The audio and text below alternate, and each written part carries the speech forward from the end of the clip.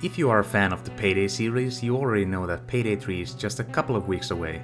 We just had the closed beta, and Payday 2 got the Crude Awakening DLC a little over a month ago, which will most likely be the last content drop the game ever gets. So I thought, what better time to take a look back at both Payday the Heist as well as Payday 2, since the third installment is right around the corner. And well, since both of these games are my favorite multiplayer games of all time, and this very channel started out as a Payday channel, so I guess we've come full circle now.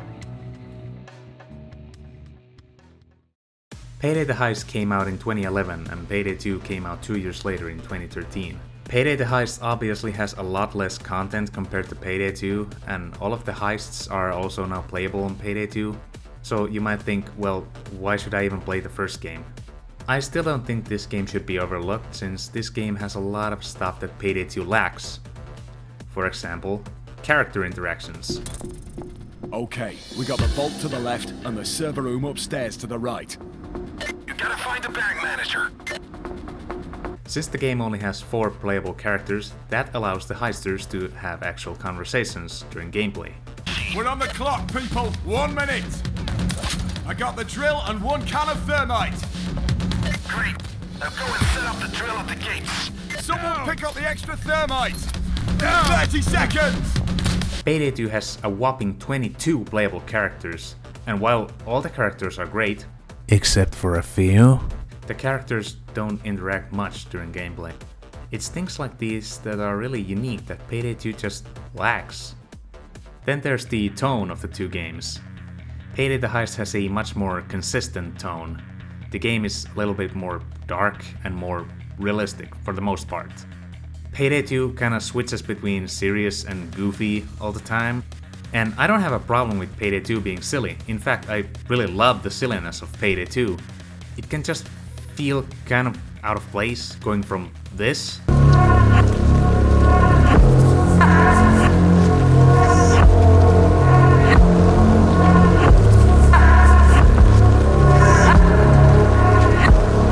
to this.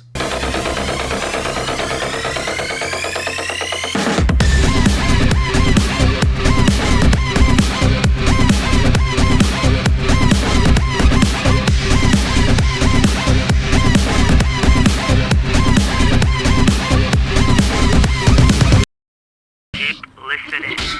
Listen for... What sort of noise? I ain't Sir David Attenborough or Igor the Croat.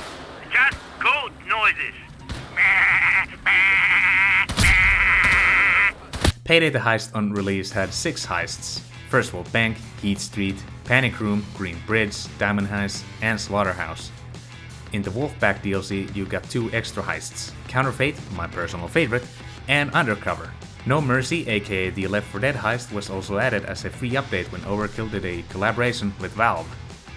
Overall, the game has 9 heists in total, while Payday 2 has like over 80 heists now. Payday 2 has a lot more variety than the first game in terms of, well, everything. And while most of the stuff in the game is great, there are of course some missteps. Since Payday the Heist only had 9 heists, the quality is much more consistent. Every heist is carefully crafted, the level design is excellent, and all of them are very replayable and memorable.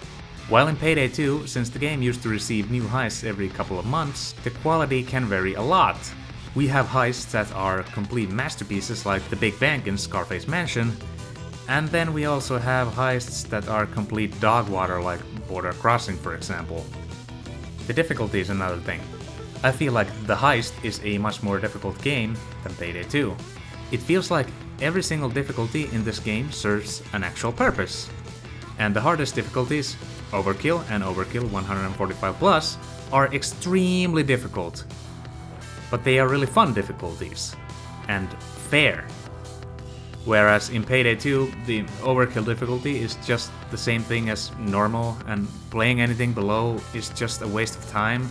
Mayhem is just a slightly nerfed version of Death Wish, and Death Wish itself feels like a hard mode.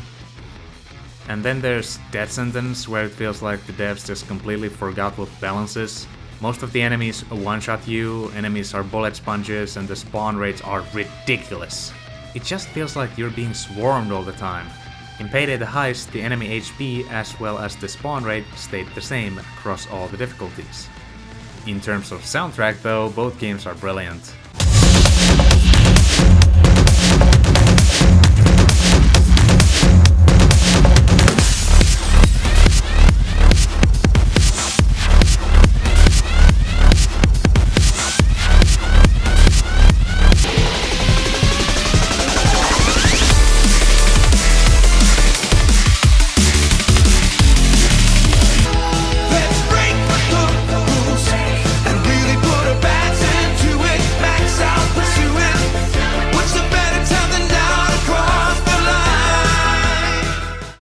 Even after the original composer Simon Wigland left Overkill, the new composer Gustavo has done an excellent job.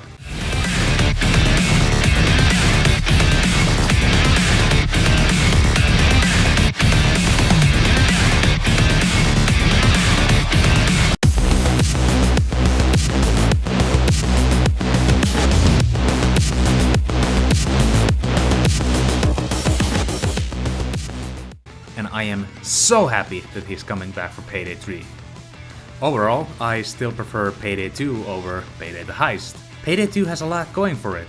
The variety of weapons, heists and characters, the skill tree and the perk deck system so you can experiment with different builds, and the overall replay value of the game. I also love Payday the Heist, and while I think it does many things way better than its sequel, Payday 2 is still the more refined package of the two.